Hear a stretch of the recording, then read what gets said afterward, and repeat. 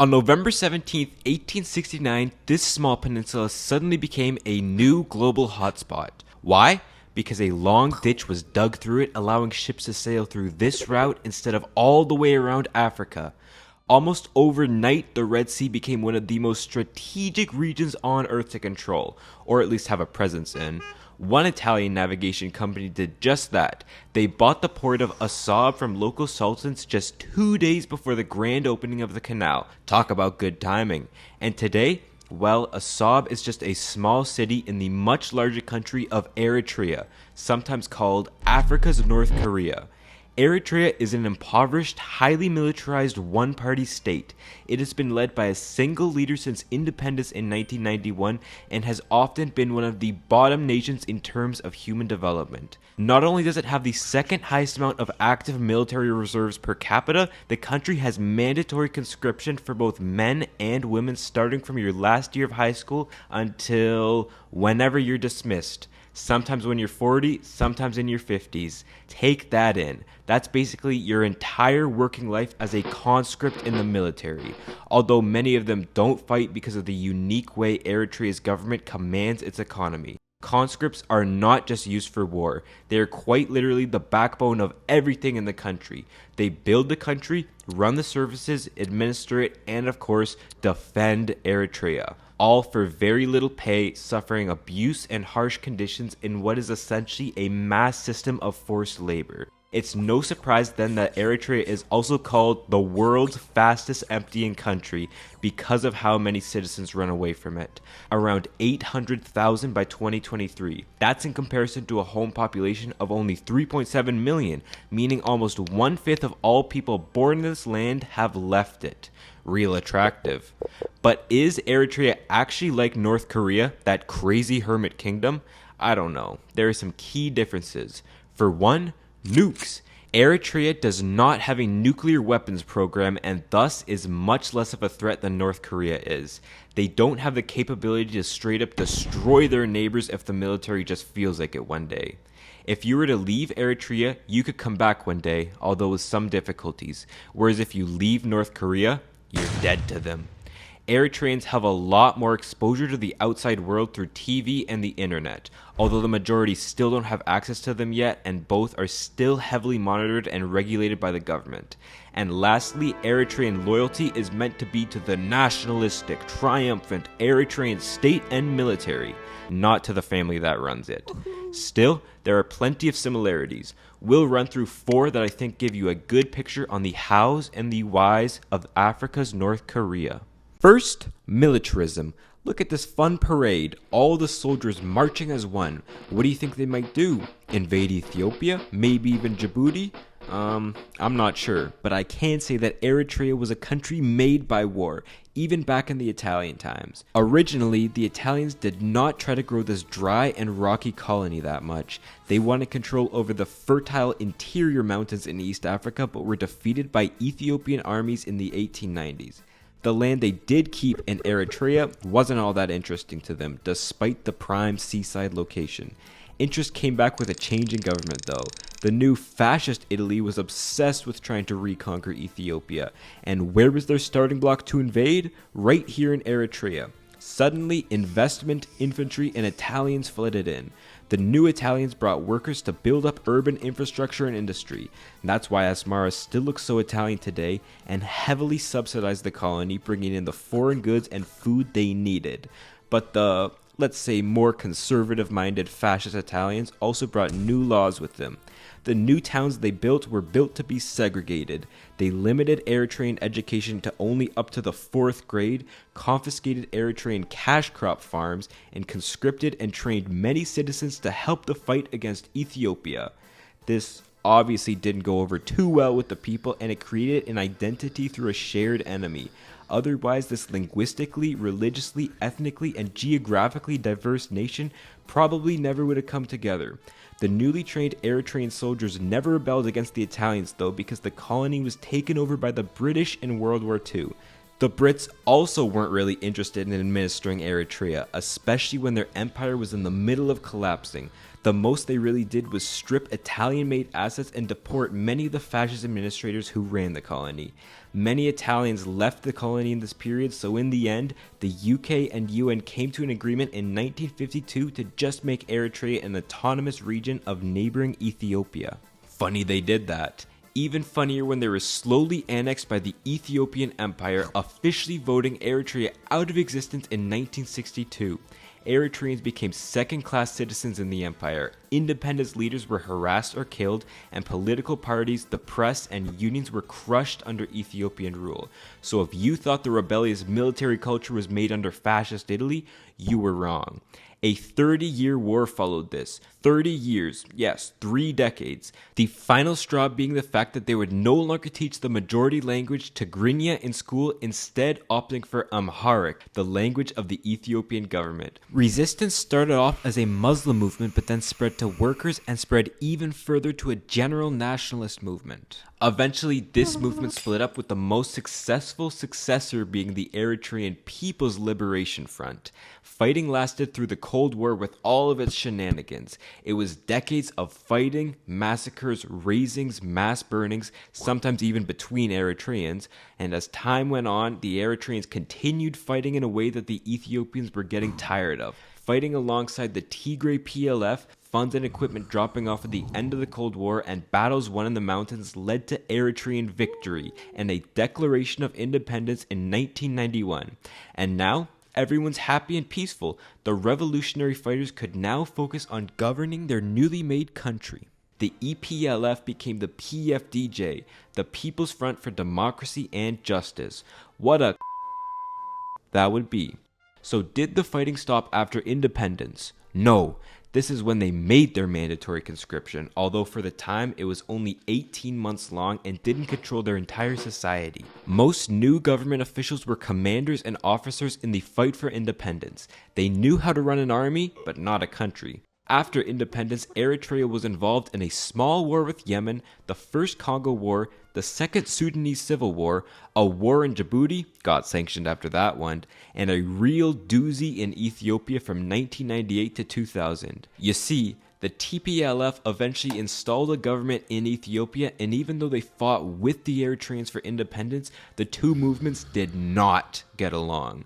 The government has always had this idea that the TPLF is trying to destabilize Eritrea and remove them from power. So relations between the countries soured throughout the 90s, the two countries stopped trading, had border skirmishes, and an outright war broke out in 1998 over the tiny village of Badme. Although it only lasted for 2 years, conflict between them was on and off for 2 decades until a formal peace treaty was signed with the new Ethiopian government in 2018. Hope! Not for long though. In 2020, they joined the Ethiopia-Tigray Civil War, fighting once again with their compatriots. Just kidding. They were fighting with Ethiopia against the TPLF again. They blocked food shipments from the sea, pillaged villages, murdered citizens, and even did this to their own Eritrean refugee camps, all in an effort to officially crush the TPLF. So if you were to add up all the wars, all the people affected, moved, or killed by constant warfare in this tiny country, it would be a lot of people. Eritrea was made by war. Second is power. I should tell you more about the government. In general, I guess you could call them paranoid, isolationist, and brutal with their punishments. Particularly this guy is Isaias Afwerki. He's been at least as long as I can remember, as long as anyone can remember. That's because if we're going off the perspective of the Eritrean nation, he's been president forever for 100% of the independent history. You don't rule a country since 1991 without having some typical dictatorial characteristics. He was a through and through military commander who became president. He spearheaded the war efforts, was paranoid about foreign powers, arrested opposition leaders, and arrested many of his own citizens for arbitrary and unknown reasons.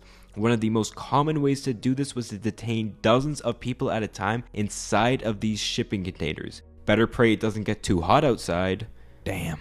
These metal prisons get hot. We're talking potentially up to the 60s or 70s degrees Celsius, and this barely scratches the surface of all the torture and abuse the soldiers face. Maybe Isaias isn't a great dude. So if there was any point where all hope of a regional development plan was lost, it was definitely 1998, the militarization of society. The ongoing war with Ethiopia was an excuse to extend conscription from 18 months to, well, they just say indefinitely, but it's usually around 25 to 30 years of service, aka your whole working career in forced labor. Slowly, the government eroded the powers of society and the people. Elections in 1997 were postponed to 2001 due to the war, and then postponed again because part of the country was occupied at the time. I guess we're still waiting for this one to happen because there have been no elections since independence. Even in local elections, the last ones took place in 2003. The PFDJ doesn't even trust small town mayors. Newspapers were shut down in 2001, and yes, journalists have of course been high on the list of citizens arrested and detained for challenging Isaias, the list that also includes many entrepreneurs and business owners, those that ran shops that weren't PFDJ owned and operated. Yup, into the shipping containers they went. There have even been reports of soldiers going door to door under the pretext of data collection or asking how service is going for the family, but it's really to identify draft dodgers and those who fled the country. And to flee the country, you have to get through heavily guarded borders, either through bribery or gunfire, or just see where the ocean takes you. Many times, if they catch you doing this, they'll get a family member to replace you in conscription or just arrest a family member as punishment. So I don't know. Personally, to me, Isaias doesn't really seem like a stable guy. I might even go as far to say that he and the PFDJ have ruined the nation. But hey, not everything is politics. There's always the economy, right? So third, command. How is that economy? Well, it's a little different to how it works in the US or Europe or India or even China, which claims to be what Eritrea actually is, and that's a command economy. Almost everything, at least in the cities, is run by the PFDJ and the conscripts working for them. I say in the cities because more accurately it's a dual economy, one based on government command and the other on subsistence farming. So this GDP per capita number might not be too accurate when talking about the Eritreans. In cities like Asmara, Karen, and Assab, the PFDJ rules all. I mean all. Private business is outlawed in the nation. Instead, many farms, businesses, administration, and services are run by, yes, you guessed it, the conscripts. For example, all private construction companies were banned in 2006, and the government even went so far to demolish already built homes because they were financed from foreign money by a private firm. So infrastructure is weak. Only a fifth of the country's roads are paved. Industry hasn't made people richer. Property rights are borderline non-existent. But hey, at least forcing people to learn how to read does actually improve the literacy rate. So that's one good thing they've done. The PFDJ and military essentially have a monopoly on all trade, construction, markets, mining, and cash crops in Eritrea. In fact, most of the trade leaving is from government-owned mines selling to China and the Emirates. Most of the stuff coming into Eritrea is a little more essential to life, especially this category, food. Although the country claims to be self-reliant in food production, often rejecting aid, their imports clearly suggest otherwise. Forcing people to run farms they don't want to is one way to curb food production, but it might not be entirely their fault. Eritrea is a dry country with a very little amount of arable land. Most of the food going out of the nation is a small amount of cash crops like bananas and peppers, but most of the food coming in are staple foods eaten every day. When you zoom in, most of the food production seems to be for small-scale domestic eating, almost on a subsistence level, which is where most people work. Most Eritreans do not live in urban centers. They live on small farms or pastoral land, small villages that depend on family units instead of the PFDJ for welfare. Of course, when drought and soil erosion hits, these are the people most affected by food and water shortages. But they're also often the ones least affected by the business ban, setting up what are called micro businesses in small towns in the cities. Basically just market stands of their crop, making ends meet in the cash-based informal economy. So besides the market vendors working for cash, what do the conscripts work for? I'll let General Sabat Ephraim, Minister of Defense and Mining, explain it for me. Even though each of the conscripts has between 2 and 3 children, they only receive 500 nafka per month. How do they do it? the reward is not a salary because the amount they receive is insignificant. Instead, patriotism is the driving force. If a private firm were to take over, it would be solely driven by pecuniary interest rather than by patriotism. In the beginning, the conscript will be happy to receive 100 nafka, but soon after, he will demand more. In the end, money will dictate everything. Nothing can be accomplished in this way.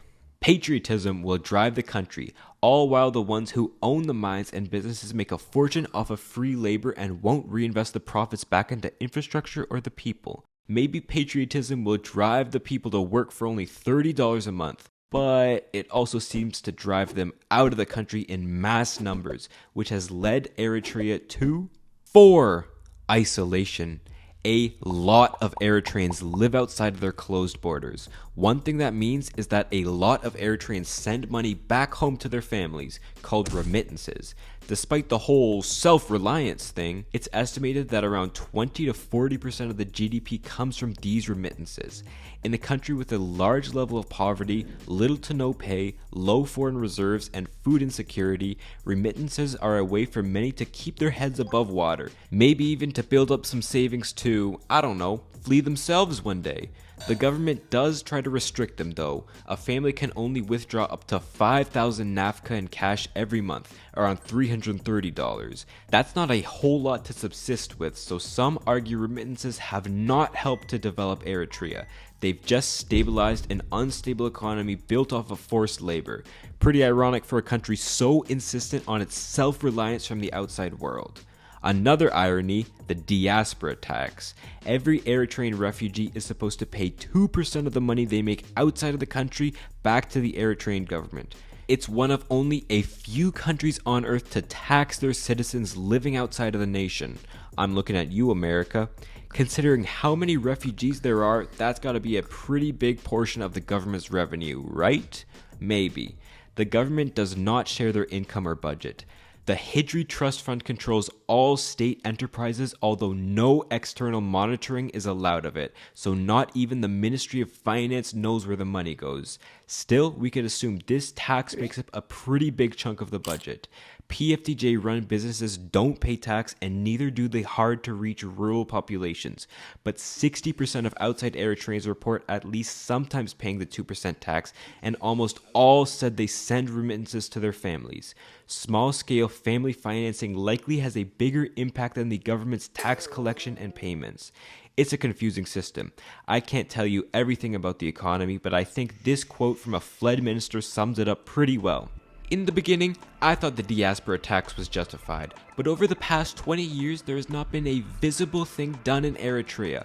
We don't know where the money goes. When I worked at the Ministry of Finance, I was involved in diaspora tax issues. The Ministry of Finance has no control over the spending of the money. It also does not control the mining income. In the end, it is the President's office and the head of PFDJ's financial affairs that control everything. The PFDJ has a lot of companies. They don't pay tax. They are like the private property of the ruling elite. Does it raise questions that most of the info we get about these systems are from those who clearly didn't like the country enough to run away? Sure. I'm sure there are some that exaggerate how bad Eritrea is to get more attention than trying to be totally honest. But doesn't it raise more questions when there is barely any information coming out of the country in the first place? Maybe it's just me, but I think I'm more inclined to believe the refugees' stories. Stories of conscription, war, command, power held by a few, and self-reliance. That's what makes people call Eritrea Africa's North Korea.